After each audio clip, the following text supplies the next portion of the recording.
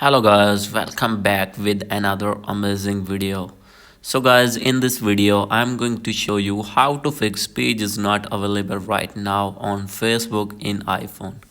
So guys, if you are using iPhone and when you open your Facebook app, as you can see when I am opening my app and facing this type of issue, so guys, easily you can fix this problem. So let's start without wasting any time. So guys, first of all you need to go back, and guys after going to back, simply you need to open your settings in your iPhone, and guys you need to make sure that you have connected with strong internet connection.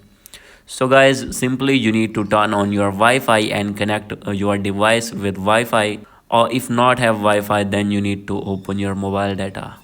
And guys after connecting with internet, then guys you need to go back, and guys second step is you need to open your app store here in your iPhone, and guys after this you need to wait for its opening, and guys here you need to search your Facebook. As you can see, I am going to search your Facebook. So after searching Facebook, you have to open Facebook here.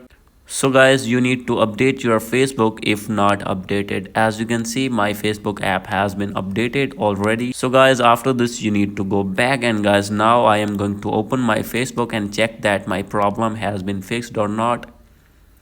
So guys, as you can see here now, my Facebook has been opened successfully, as you can see.